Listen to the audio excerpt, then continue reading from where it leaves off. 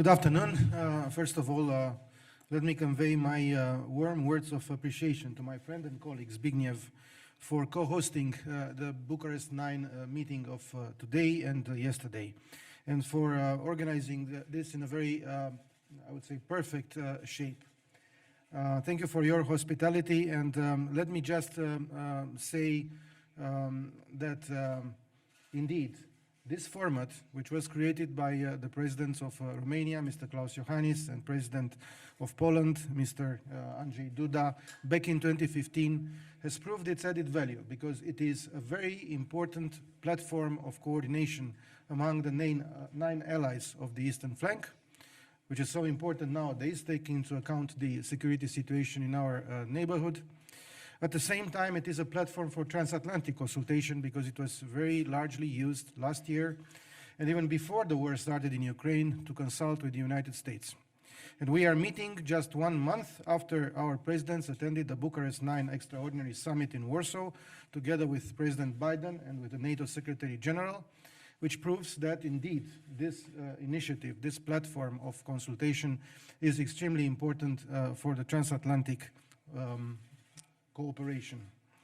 For the past 2 days, we have engaged in very substantial talks on countering the effects of the Russian war against Ukraine, especially on our region, but not only, especially on the eastern flank allies, but also on the Euro-Atlantic security as a whole, because the Russian war against Ukraine is not just against Ukraine.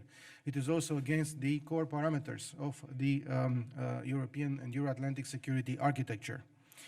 Indeed, Russia's war against Ukraine poses a great threat to the rules-based international order, and that is why we met together here in Łódź for discussing how to act together as a united group of allies within the alliance, supporting the alliance's decisions, which are going to take place next week in Brussels during the Foreign Affairs meeting of the alliance, but also to prepare for the NATO summit in Vilnius.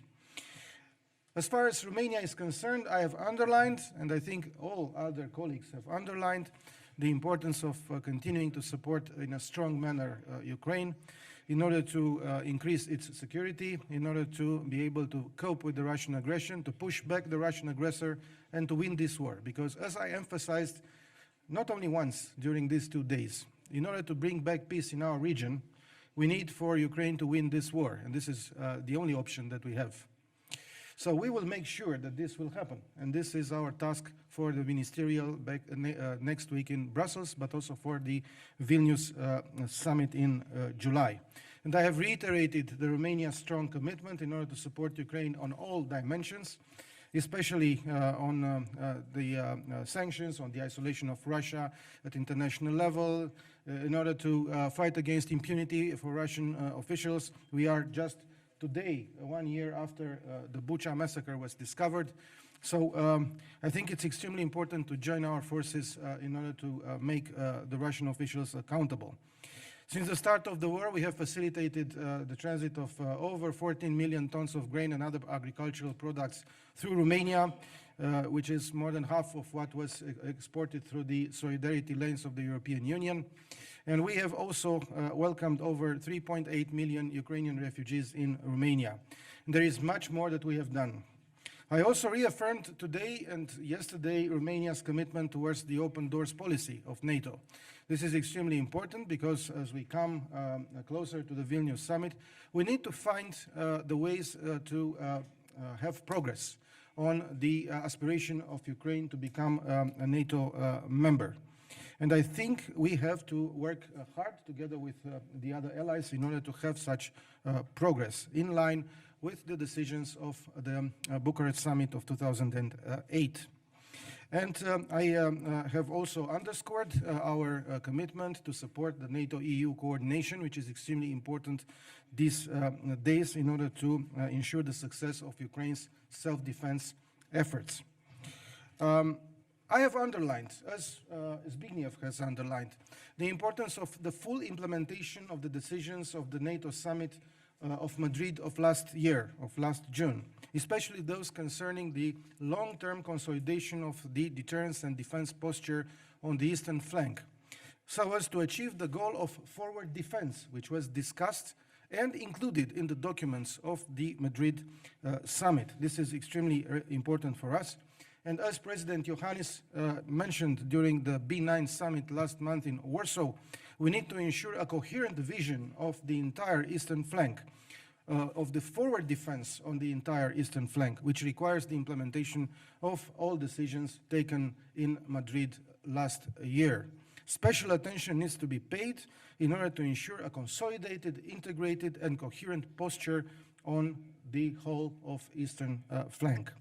The current security context also highlights the strategic importance of the Black Sea, as it was mentioned in the strategic concept and the documents of the Madrid summit. It is important that the Vilnius summit marks an important step forward in terms of implementation of the strategic concept.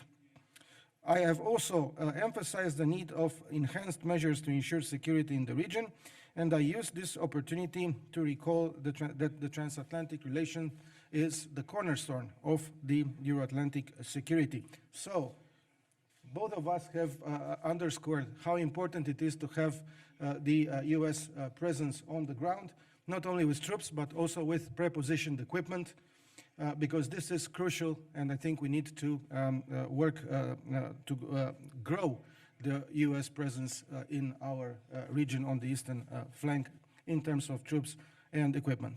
At the same time, I use this opportunity to also reiterate the invitation for my fellow ministers to the Conference on the Black Sea Security, which is going to take place in Bucharest on the 13th of April. It is co-organized by Romania and Ukraine at the level of Ministers of Foreign Affairs and Defense. And this will be the first high-level conference on Black Sea security under the aegis of the International Crimea Platform. The conference will address the consequences and the lessons learned from the war in Ukraine as far as the future security environment in the Black Sea. At the same time, I have highlighted the importance of the alliance's support for the most vulnerable partners in the region, especially the Republic of Moldova and also Georgia. We must continue to consolidate the resilience of the Republic of Moldova, which is facing recent destabilization attempts by Russia, including through malign hybrid tactics. But also it is important to support the European integration goals of this country. And I have emphasized the support given by Romania through the Defense Capacity Building Trust Fund, and I have encouraged my counterparts to continue to fund these important instruments. Romania has already contributed with a total of $1.35 million to this fund. And also Georgia is very important. We should not forget to support Georgia. Romania, together with UK, is exercising the NATO contact point embassy task in Tbilisi, and we have to continue to support our Georgian partners. We have also discussed today about the NATO-EU cooperation and coordination in the spirit of the recent NATO-EU joint statement adopted in January. We agreed that the Euro-Atlantic security would benefit from stronger and consolidated cooperation between these two organizations, because we have instruments and toolboxes of both organizations which are important for supporting our partners. For instance, the European Peace Facility, which is very relevant.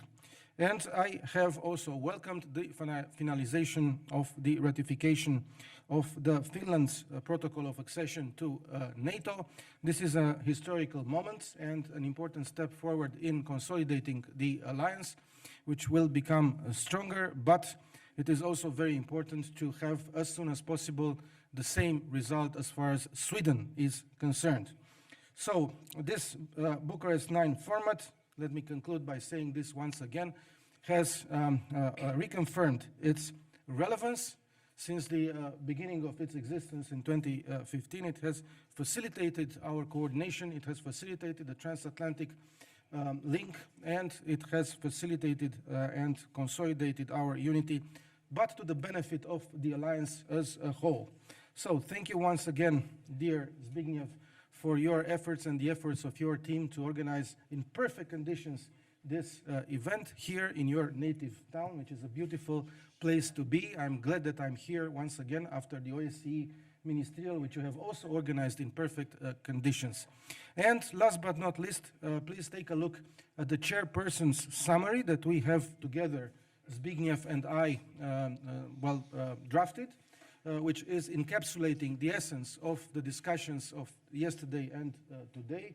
I think it is a very important document which will give some ideas of what we are going to do next week during the ministerial in Brussels, but also in the run-up of the Vilnius summit. Thank you so much.